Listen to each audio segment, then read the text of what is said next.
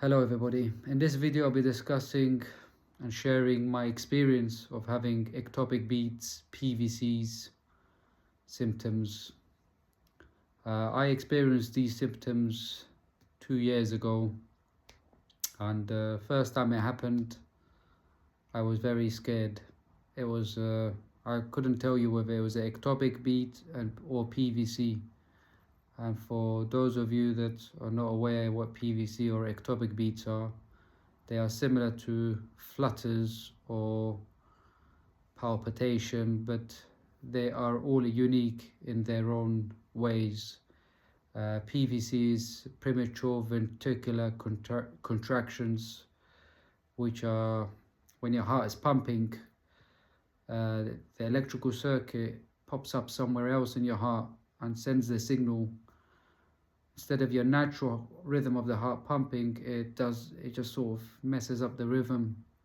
And the ectopic beats, if I'm not wrong, I'm not from medical background, but from my understanding is, I don't know whether I've got it vice versa, but ectopic beats are an extra sort of beat that beat after your normal beat or sometimes before. And all of these cause pain and physical sensation that you feel. It goes down to your throat. You know, your heart is connected to your throat, even your stomach as well. And my one, I was in a state of panic, anxiety, stress. I didn't know what it was. You know, I've had heart, chest pains here and there, but nothing to this extent. And obviously now I know it was ectopic beats and PVCs after I had done all my examinations. But when it happened first, I was like a broken, man. I was just stressed out, thinking, something bad is wrong with my heart. I'm going to die. And some, negative thoughts were running through my mind. So at the time when it happened in the beginning, I was smoking cigarettes, just a general smoker. I relapsed during COVID for 2 years after quitting for 8 years. So as soon as that happened, I quit smoking altogether. I didn't even struggle too much with the quitting because the fear of something bad happening to me or my heart just overtook all the addiction with nicotine. And I was working at the time. I was under a lot of pressure, looking back at my state, the situation that I was in. I was paying a mortgage. I was, in debt, stressed, and then having partner problems. And it was a lot of pressure, I think. And it really did affect me. The physical sensations were real, were scary, painful at times because they were residue towards your throat and you feel it, and it's not a headache or a elbow pain or knee pain. This is real, this is what keeps you going. This is your ticker, as they call it. And I was really in a different world in terms of my anxiety level, stress, worried, anxious. I lost weight because I couldn't eat too much, I remember, because I'd think if I eat too much or eat to my heart's content or eat a nice size meal, that, it could affect me. And, it just kicked in other symptoms of anxiety, which didn't help as well. So I lost a lot of weight because I wouldn't eat as my usual food. I would think maybe it's food that's triggering my heart skips and palpitations, but it wasn't. I don't know what it was. I mean, even now, cardiologists don't know why this just pops up, but they can sort of, do their guesswork or, not even guesswork, probably from their own experience, probably to do with anxiety, stress. And these things are real. They can affect the body.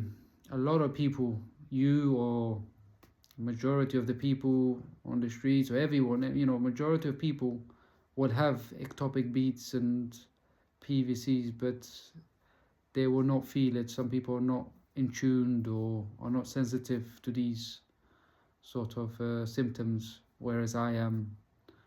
And as a result, I went to the doctors as one would do, and they were gonna refer me to a cardiologist, but it could take, they told me it would take months, or I just have to wait till they get in touch with me. I didn't have the patience, and I was scared, and I just wanted to know what the problem is with my heart. So I used my savings and went private, went to London, and saw a cardiologist. I remember I was in the train going, and my heart still playing about, and the more I was thinking about why these beats are happening, in tune with the beats, the more it was happening. And I realized, looking back, when I talk to someone or interact with someone where I'm not concentrating on my heart, the beats would die away. So maybe it was, I don't know what it was, to be honest with you, anxiety, just the heightened of my senses in the body. And I saw the cardiologist. He done a echo diagram where he just scans the heart, makes sure the structure of the heart is good. In my case, it was good, everything was fine. Then he done an ECG, and he picked up these ectopic beats. And then before I saw him, actually, he referred me to go to do a treadmill test, where you're running on the treadmill with all the wires attached and blood pressure, and everything came out fine, even though they were happening, and happening quite a lot when I was sitting down waiting to go on the treadmill. And then when I went on the treadmill, it was fine. I was interacting with a person that was monitoring things, and he said, I remember, he said, "Oh, you're an athlete. Athletes usually get these numbers, and your body's in tip-top condition." And I'm thinking, is this guy taking the piss? Because I'm going through all of this and he's giving me all this. I didn't take him serious. I thought maybe he's just, motivating me just to carry on, or that, I've done well. Anyways, then I saw the cardiologist, and he had a look at all the tests, done the echo diagram, ECG, where you lay down and he does all the heartbeats, print out. And he says, yeah, they are nothing sinister. They are benign. Benign, means that there's nothing serious, nothing of concern for him. He said I should just drink plenty of water, 1.5 liters, and take magnesium supplement, good quality magnesium supplement, de-stress, and I should be okay. So I took his advice, bought magnesium, and then drank 1.5 liters water a day, 2 liters, and off I went. I was a bit reassured, but I took his number as well. He shared his number. He says, any issues, you're not sure, you can phone me and what have you. I'm sure I'm not special. He probably did do that with everyone. And yeah, a couple of weeks later, I was reassured initially, and then it would still carry on, and weeks will go by, 1 month, 2 months, and it still affected me. So I went to see another cardiologist, and his name was Dr. Gupta, York Cardiology. And before I went to see him, he was actually on YouTube, a lovely man and full of knowledge, and the love that he spreads out through his knowledge of these issues that people have with their hearts is amazing. And yeah, I was watching his videos. He came across very knowledgeable, and I could relate to some of the stuff that he was saying in terms of my symptoms. And then I thought I got to go see him to get a second opinion. So I went there, saw him, also done the same test, echo diagram, and then a ECG, and then he gave me a week to put a Holter monitor on, a 1 week Holter monitor where it records your heartbeats. And then I sent that all off to him, and then I went and actually saw him again for the update and everything, and he says, yeah, nothing to worry about, they are happening, it's real, they are scary, we can see them, but nothing that we are concerned at this stage. He referred me to a psychologist that specializes in anxiety, heart-related matters. And at the time, I remember I was not, I was pissed off with myself, with the world and everything. And I told him, I said, it's not my anxiety. I said, fuck anxiety. I said, the next person that tells me it's anxiety, I'm going to fuck him. Because I was just fed up of doctors saying anxiety and all of this. You know, I thought it's something serious, then they're not looking into it properly. And obviously now that I've calmed down a bit and, you know, managed to overcome all these stuff, probably is anxiety, you know. I probably would put it down to anxiety, also you know, stress at the same time as well. But I just didn't want it to be one of them things where you go to the doctor and you really do have a genuine problem, a serious problem, and they put it down to anxiety, and then the next day you drop dead. You know, where you hear such cases, and obviously all these thoughts play in your mind. Anyways, I was more reassured with him, and with all them checks and stuff done, I managed to just take it, you know, came to a point that I've done all my checks, I've done all my due diligence, you know, making sure my heart is okay, the structure is fine, it's beating good. You know, I'm a physically active person. I do regular cardio, go to the gym, sauna, steam room, swimming. I'm not an athlete, but I am an active person. So I've done everything I can. I do my prayers, and I leave the rest to God. And my anxiety was also, you know, playing about all this time. You know, I got two young, lovely boys, you know, my sons, and I don't want to leave this world too early, because I want to grow old and see my kids grow and support my sons, and, you know, make sure that they have a dad. So when they're in trouble, they need help, they need support. I'm still young. I want to live my life. I love life. So I just... And over time, in the period of 2 years of having all these, so I saw 2 cardiologists, done all the checks. And then this last time, I did not do a CT scan where they scan your heart. And I went to another private consultant because it kicked in again where the symptoms were strong and it was happening. And this is only recently, in the last 3 months. So this is spanned over 2 years. But in the last 3 months, I went and saw a consultant, and then I done a CT scan again. First time I done a CT scan where you go under the MRI machine sort of thing and they scan and make sure. And they got back to me and saying that, well, the consultant said that, look, I'll get you to do all these checks, and if these checks all come back to me, they will go back to him, and they have gone back to him. And if they're all okay, you won't hear from me.